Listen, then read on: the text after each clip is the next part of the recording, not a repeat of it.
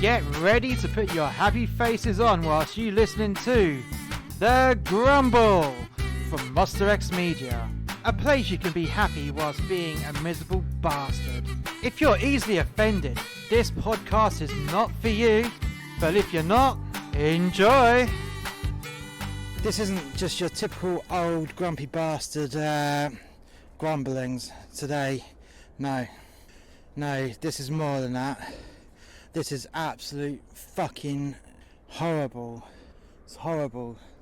So there's an ancient woodland down the road from where I live, and during these lockdowns, the owners of it, I say owners, the custodians of it, shall we say, they've been in and logged about a third of this forest. They come in, just smash down a third of this ancient woodland for no reason, it appeared at the time. What was once a lush, thriving forest just looks completely scarred. Like, not only has the bulldozers come in and just driven over everything, the trees are then taken and dragged out to the top of the hill where they await collection. It's fine. You know, I can hear some people say they're just being collected and probably going to be done. They're going to do something with them. See, it turns out that all of those trees are going to get taken to a paper mill. Simple explanation. The custodians of the estate were running out low on money during the pandemic, so they just stripped out as much as they could get away with, and sold all these trees, all this habitat, all this protected habitat, sold it all to make some cheap shitty paper, which, to be honest, we could have just stolen from the third world anyways. It's not on our doorstep, so fuck 'em. But no, I shouldn't say that. We should just be using recycled paper all the time. But anyways, that's just politics for you. So, on investigation, it was claimed by this estate management team that the forest was full of disease and they had to cull it to stop it spreading. Now, here's the thing. I've been walking through this woodland at least twice a week for 4 years.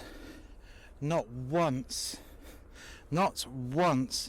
had I seen any sign of disease within the trees. Not once.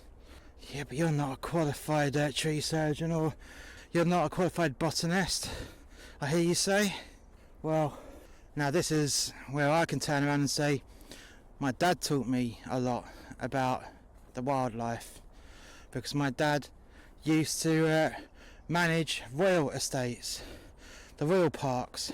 He knew all the Latin names for all the species of wildlife that you'd find in the UK. He worked for Richmond upon Thames Council for many, many years, looking after and maintaining the parks, the royal parks. Richmond Park, Old Deer Park, this can go on, yeah? So he used to teach me a lot of this stuff. So I do know what a diseased tree looks like and what a healthy tree looks like. And there was no sign of disease, because where I've gone and walked through these devastated areas, you see a few trees that they've missed in those devastated areas, and there's no sign of disease there. So how can you have one tree surrounded by a load of other trees that were diseased? It makes no sense whatsoever. It makes no sense whatsoever indeed. The only thing that it says to me is greed. Greedy bastards selling off a natural habitat, a natural resource, a natural place of recreation and leisure, because they didn't want to go into their cash reserves. And that was it. Or so I thought. Because walking through this woodland, this devastated woodland, is now quite upsetting. I hadn't been back for a while, and today of all days, the day that I'm recording this right here, right now, in this decimated woodland, I see signs up, protesting about a new housing estate that's due to go over this woodland. A new housing estate that's earmarked for a lot of this woodland. So the plot thickens. They chopped it down, sold off the wood, didn't bother to replant any new healthy saplings, which, if they were looking after this woodland with the excuse of chopping stuff down, if they had started to replace the chopped down trees with saplings, you wouldn't argue as much, you wouldn't be as devastated and as upset, because they would have replaced 3 trees for the price of 1. But no, they just randomly took it, and now it turns out that they're going to put a housing estate, on this wooded area, this ancient woodland, which is quite devastated as it is and will probably never recover, even if they fail to get the planning permission. But we have to try. We have to get more plants, more trees planted in place of the ones that were stolen for profit, and so this giant estate can carry on. They sold off more of its asset rather than running into their cash reserves. The greedy motherfuckers. Now, I'm no eco-warrior, because most eco-warriors, they're just hypocritical hippies who drive cars, catch airplanes, and wear the latest iPhone and Apple technology. But I can tell you what is right and what is wrong. And what is wrong is destroying a beautiful space for a bit of money. Because once all the space is gone, it will never come back. Never. And they plan to put 300 houses in this area. 300 more houses. For what purpose? There's no overpopulation in this town. No, there isn't. In fact, more people trying to leave this town than what are going to come to this town. But I can see what will happen with these 300 houses. These 300 houses will be sold to the highest bidder, because they're going to gentrify this area.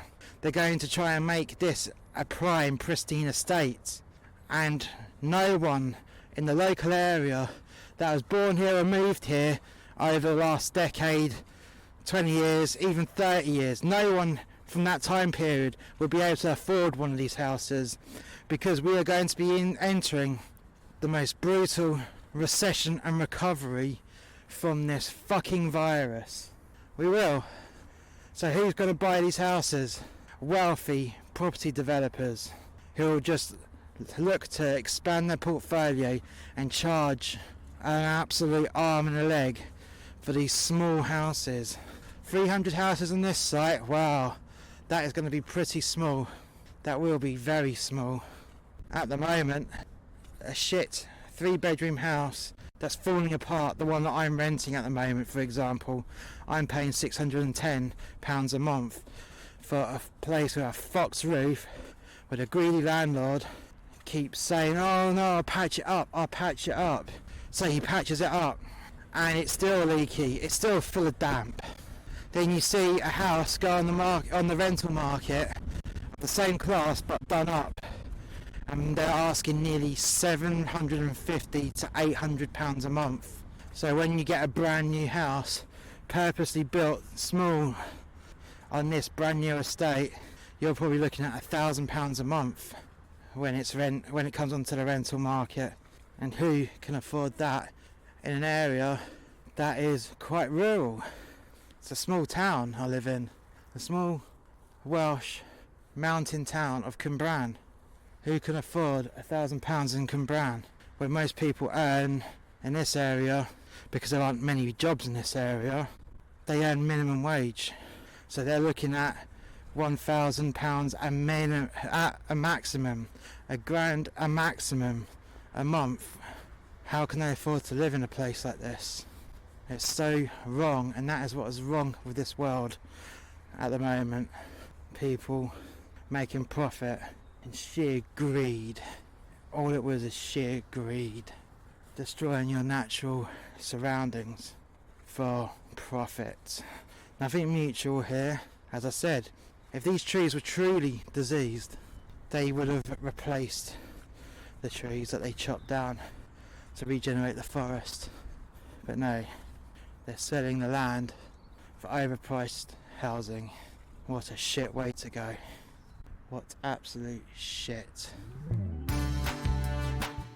If you like this podcast, we have another one called A Tribute to Men That Hate Their Jobs. This is an over-dramatised story channel where the narrator gets into daily mishaps in a job that he hates. The link is in the description. In addition, we also have a YouTube channel called The X Review, where I review and react to music videos. The link is also in the description. You can also follow us on Facebook. Just search for musterxmedia. And until next time guys, bye for now.